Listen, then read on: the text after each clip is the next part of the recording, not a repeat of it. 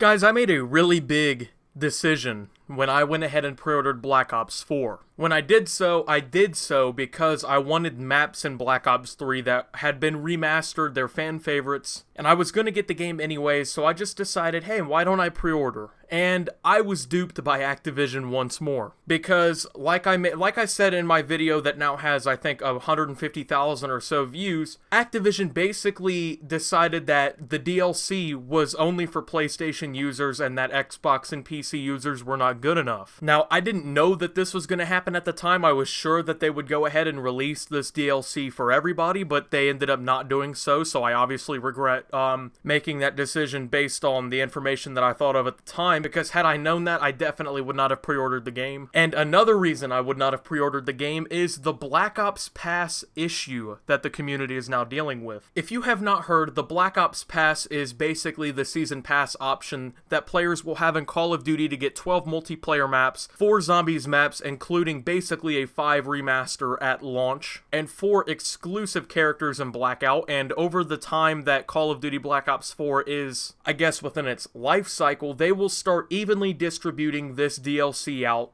Unlike previous years, where we get like 4 map packs like every 3 months or so, instead now we might get a new map every month, but you have to buy a special edition of Call of Duty Black Ops 4 in order to get the Black Ops Pass. You cannot buy it standalone. And as of right now, the only ways that you can get the Black Ops Pass, or any ways that they have announced you will be able to get the Black Ops Pass, is if you buy either the Digital Deluxe or the Digital Deluxe Enhanced version of the game, or the Pro Edition of the game physically. And these editions are not $60, of course. The Digital Deluxe Edition is $99.99, basically $100. The Deluxe Enhanced is like $129.99, and then I think the Pro Edition is like, I think $200, which is insane to pay just to get the game, a steelbook, and basically the Season Pass. So if you don't buy this Season Pass with a upgraded version of their upcoming title, you will not be getting the post-launch DLC. In a time where virtually all of their competition has moved on to the free DLC model that games like Fortnite have helped popularize, Activision is still so greedy that they will ignore the trend in gaming that their fans have left their title for in the first place, copy the ones that they think will make them the most money, and instead decide to basically spit on their fans once again. But guys, there's some good news. You already know my feelings on this. I've been telling you guys that Activision are the most greedy, money-hungry, and ultimately just most fan-ignoring company in gaming, but the backlash that Activision has faced from the Call of Duty community and outsiders alike has been pretty immense. This is actually probably the worst Activision has actually seen from the Call of Duty community. I mean, we had the Black Market Blackout, which was back in Black Ops 3, where fans united to decide not to buy black markets like supply drops and stuff like that, and it was ineffective because ultimately casual players don't decide to join in on trends like that. But casual players are much more likely to decide that this is a bad business tactic because the mainstream media has began speaking about this. Kotaku and other major gaming news publishing organizations have all come together and have written articles about this. The Call of Duty subreddit is entirely lit up with fans trying to tear Activision a new one. There is a hashtag going around the internet that is starting to gain traction, and ultimately, fans have decided that this is enough. In case you didn't see my last video, obviously I was upset that even as a PlayStation player, that the community was going to be split once again by these greedy business tactics. I would never imagine in a million years that Activision would be so stupid that they have decided that all post-launch DLC will have to be locked behind some sort of paywall, because you already know they're going to add DLC weapons and camos and character customization options into the game. They're going to be in supply drops. They're going to be locked in some sort of supply drop system. Maybe they go the World War II route and allow you to do challenges to unlock them, or contracts or something. But in the end, you know that they're going to try and make it as hard as possible for players to get weapons and other things that they want in the game. That way they're encouraged to buy supply drops. That is obviously some of the post-launch DLC that players actually go for the most, because the new weapons end up being pretty good most of the time, and you kind of want them. Now just imagine that you have to buy an enhanced edition of the game just to make sure you get all of the maps and all of the zombies maps that come out after the game launches. This has been probably the worst move Activision could have made regarding this game. I think the fans might even have taken it better if they decided that the game went for Exos. I don't know about that. That might be a little bit of a stretch, but people are not having it. I'm not having it. And that's why I encourage every single one of you, even if you're not a Call of Duty fan, even if you hate Call of Duty, even if you think it's the community's fault that stuff like this happens, and I'll talk about that in a minute, please go on Twitter and spread the hashtag Say No to Black Ops Pass. Go on Facebook, write a post about it, tag Treyarch and Activision in it. Tag them on Twitter with the hashtag. Do something. You need to make sure that we let them know about this. They have to reconsider this. If they don't, it's going to end up killing the game. I'm sorry. Call of Duty is special in a lot of ways. It does a lot of things better than any other franchise can. But one thing that it doesn't do very well is how it completely sets up its entire DLC model. Especially in the year 2018. Battlefield, it went to free DLC at post-launch, you know, they're not going to have their season pass anymore. Fortnite, free DLC literally every single week. Grand Theft Auto 5, Red Dead Redemption 2, free DLC updates that, well, you know, you have to buy Rockstar cards and stuff like that to go ahead and get those DLCs.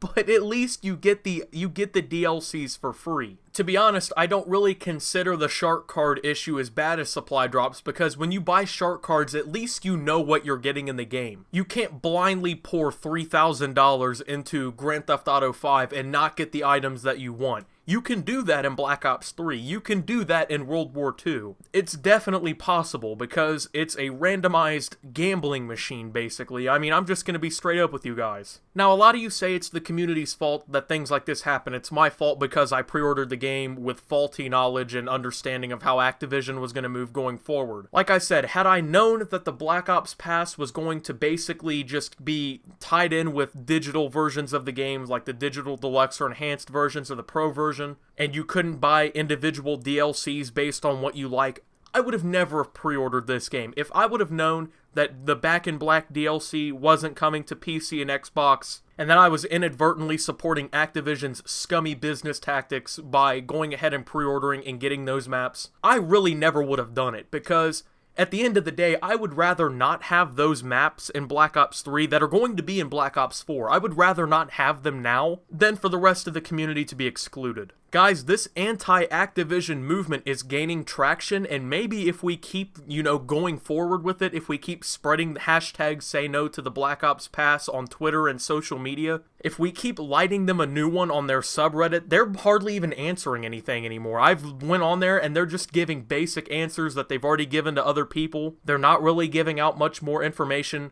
I mean, at this point, we're just really tearing them a new one. We have the mainstream media and gaming organizations talking about it. Much more of the Call of Duty YouTubers here on YouTube are talking about it. Nero made a video about it. 402 Thunder made a video about it. I mean, a lot of these big Call of Duty YouTubers are actually coming out and talking about this, and we need more people to start talking about this. We need fans to start actually tearing Activision a new one. Guys, if you think that it's a futile effort, just look at Battlefront 2. I always talk about this every time I'm talking about an issue like this. I mean, EA tried doing the same thing with Battlefront 2 and just completely monetizing the game to hell to the point that it was ruining the experience for players, and it was basically marginalizing the people playing the game. You know what they did? They went ahead and made it an issue. They got it in the mainstream media. They made sure to let EA know they weren't putting up with it. And since they basically killed the game by doing so and had governments looking at it as gambling and things like that, EA has completely revamped that game and reverted a lot of the things that they had added to the game, like the loot boxes and things like that. If you speak out to Activision and you tweet at them and you let them know, tweet this video at them, tweet my previous video at them, tweet them with that hashtag, respectfully tweet your thoughts to them. If we have, tens, hundreds, thousands of people just going at them at once, and we make sure to speak at them, and we make sure that as a community we rise up against this kind of stuff, what can they honestly do? What can they really do if fans who haven't made the stupid decision to pre-order the game like myself did tell them, we're not pre-ordering your game, and as a matter of fact, I'm not playing your game? Black Ops 4 already had divided the community before it came out, before it was, all of this information and stuff came out, because, I mean, the gameplay was really akin looking to Black Ops 3 with some features taken from other games. If you look at the reveal trailer, the community is not all on board. They were already fractioning their community based on how this game was set up. Then they decided that they were going to fraction the Black Ops 3 community. They were going to completely divide them up even more by making this map pack only exclusive to PlayStation users who digitally pre-order. And then they went ahead and divided the Black Ops 4 community by saying, hey, if you don't get an enhanced version of the game, you're not getting the Black Ops Pass, and you're basically not getting any of the DLC post-launch. That's the good thing about other games like Fortnite, and like I said, I mean, you can't really divide your fans up because everything is available to everyone. All the DLC is free. The only thing you can divide people on are the skins and emotes. Battlefield 5 even went down this road, and I mean, that's your biggest competitor. You're supposed to be trying to outdo them, not completely let them take the lead over you. Activision, follow what the market tells you to do. Follow what your fans tell you to do. Because if you don't listen to us, we're going to end up killing your franchise. I mean, that's the way it goes. Eventually, people are going to get sick of this and stop playing Call of Duty. The franchise is already dying if it's not already basically on the brink of death. You're really treading on some pretty shallow waters here. I mean, guys, thank you for all your support. I hope you guys agree with me. And like I said, I apologize for pre-ordering the game simply based on the fact that I didn't know all of this before I pre-ordered. It was a stupid decision. You guys are mostly right about pre-orders. I only really pre-order games I know I'm gonna like or play, and honestly, this has kind of made me reconsider pre-ordering anything else. Guys, go ahead and make sure you let Activision know, hashtag say no to Black Ops Pass. Tweet them this video, make sure they know, because we as the community pay their bills, and if they don't want to listen to us, Fortnite has our attention. Thank you guys for watching. If you did enjoy, make sure to leave a like and subscribe if you're new around here. I'm on the road to 100,000 subscribers. We are over 2/3 of the way there. I can't thank you guys enough. This has been insane. The growth that we've seen this year already has been absolutely phenomenal. If you want to go ahead and help me reach that goal, make sure to hit that subscribe button and turn on notifications for always to see live updates on your phone, tablet, computer, maybe even your TV or whatever else you have YouTube on, about all my newest content and live streams as it happens. That way you can see everything that I put out. Also, follow me on Twitter for memes, thoughts, and updates about this video and others. I tweet all kinds of stuff over there. I'm really engaged with you guys. And then also go ahead and join the Discord linked below to talk to me and other fans. And check out www.optimusstudios.org for more content. And until my next video, guys, this is Optimus. Completely shocked that Treyarch and Activision in the year 2018 still aren't listening to their fans. And signing out.